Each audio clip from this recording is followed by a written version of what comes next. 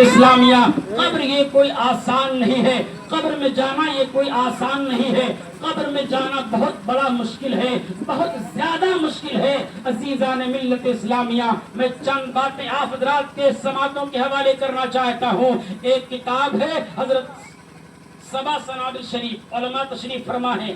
اس کتاب کے رائٹر مصنف کا نام حضرت میر عبد الواحد فلگرامی، صفحہ نمبر 193۔ آپ فرماتے ہیں حضرت مولائے کائنات کے حوالے سے کہ ایک آدمی حضرت مولائے کائنات کی بارگاہ میں آیا اور اس نے سوال کیا، اے مولائے کائنات، ہم نے سنا ہے کہ آپ باب العلم ہیں، آپ بہت بڑے علم والے ہیں، آپ ہر چیز کے سوال کا جواب دے دیتے ہیں۔ اے مولائے کائنات، ہم آپ سے صرف 4 سوال کرنا چاہتے ہیں، 4 سوال کرنا چاہتے ہیں، آپ 4 سوالوں کا جواب دیں۔ مولائے کائنات نے ارشاد فرمایا، اے سائل، تو 4 ہی سوال کیوں کرنا چاہتا ہے؟ 40 سوال کر، انشاءاللہ 40 سوالوں کا جواب دے دوں گا۔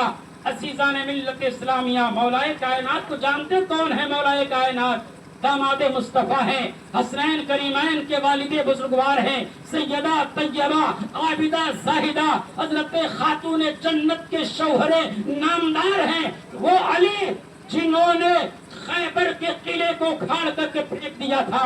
دیوار کانپتی ہے، در کانپ جاتا ہے، علی کا نام سن کر اب بھی خیبر کانپ جاتا ہے۔ مولا کائنات شیر خدا نے اس کے سوال کا جواب دینا شروع کیا۔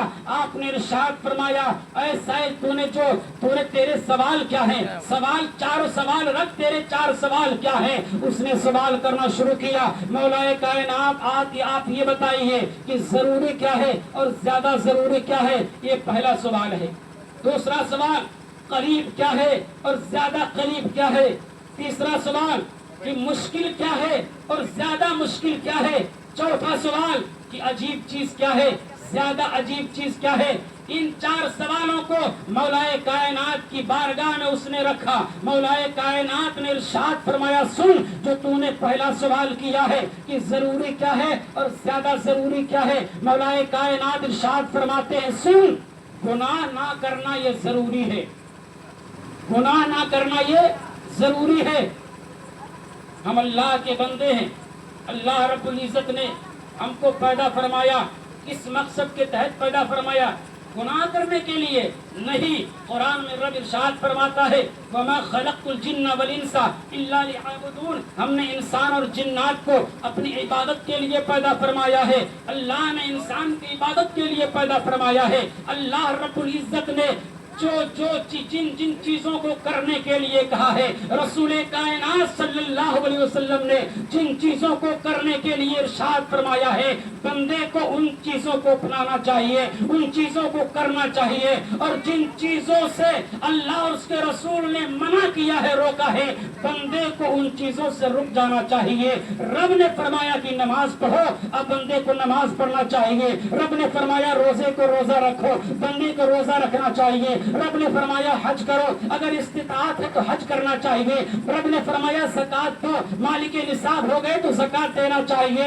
رب نے جو کہا ہے بندے کو وہ کرنا ہے۔ رب نے جن چیزوں سے منع کیا ہے، بندے کو ان چیزوں سے اپنے آپ کو بچانا ہے۔ اگر منع کردہ چیزوں کو اگر آپ کرو گے تو آپ گناہ کا کام کرو گے، حرام کام کرو گے، آپ ناجائز کام کرو گے، اور ناجائز کام کرنا مولا کائنات فرماتے ہیں کہ یہ ضروری ہے، ضروری ہے کہ ناجائز کام نہ کیا جائے، گناہ نہ کیا جائے، یہ ضروری ہے۔ آج ہمارے معاشرے کے اندر دیکھ لیا جائے، آج نوجوان کتنے گناہ میں مبتلا ہیں۔ آج نوجوان ماں باپ کی نافرمانی کرتے ہیں، جوا کھیلتے ہیں، شراب پیتے ہیں، جھوٹ بولتے ہیں، عیاشی کرتے ہیں، زنا کرتے ہیں، یہ ساری کی ساری چیزیں یہ حرام ہیں قرآن اور حدیث کے اندر۔ ان کو آپ کو سزا بھگتنا پڑے گا۔ عزیزان ملت اسلامیہ، جو رب نے جن جن چیزوں سے منع کیا ہے ان چیزوں کو اپنانا ہے۔ عزیزان ملت اسلامیہ، رب نے فرمایا کہ والدین کی فرما برداری کرو۔